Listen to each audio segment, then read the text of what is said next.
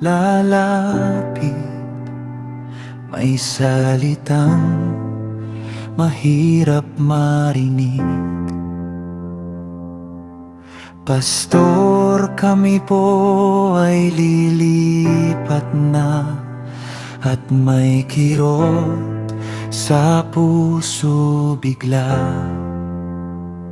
Dahil maraming kwento ang nabuo, mga panalangin at pagsubok, mga luha at tagumpay, nasabay nating hinarap noon. Ngunit pinalalaanan mo ako, ang iglesia ay hindi akin, ang mga pusong iyong tinawag ay nasa kamay mo pa rin. Hindi sila akin, sila'y iyo, hindi ko sila hawak, ipinagkatiwala mo. Kung saan mo man sila dalhin, naway lumago sila sa iyo. Hindi lahat ng pag-alis ay pagtataksil o paglaban. Minsan ibang lugar lamang kung saan mo sila gagamitin.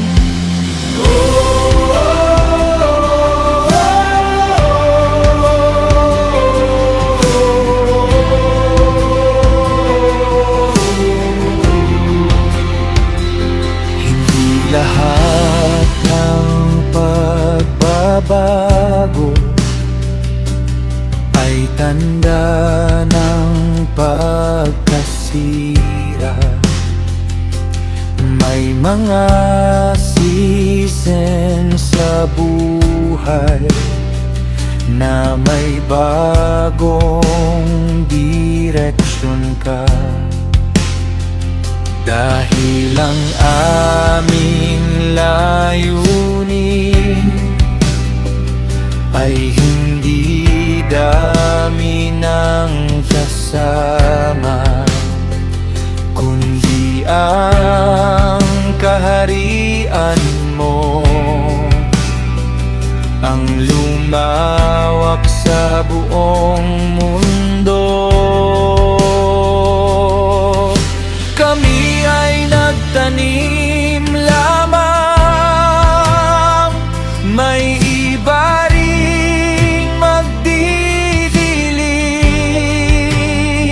ngunit ikaw ang nagbibigay ng tunay na paglago sa buhay.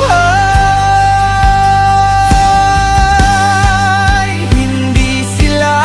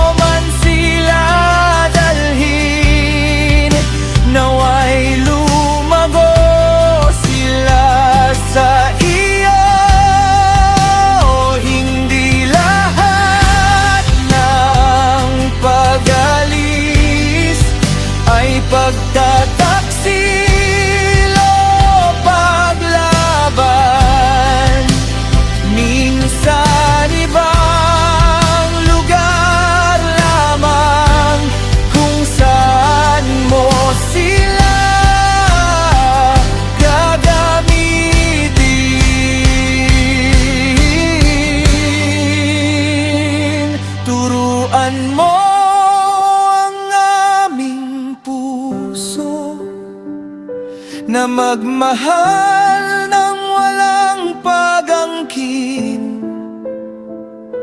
magpalaya ng may pagpapala, at magtiwala sa iyong kamay.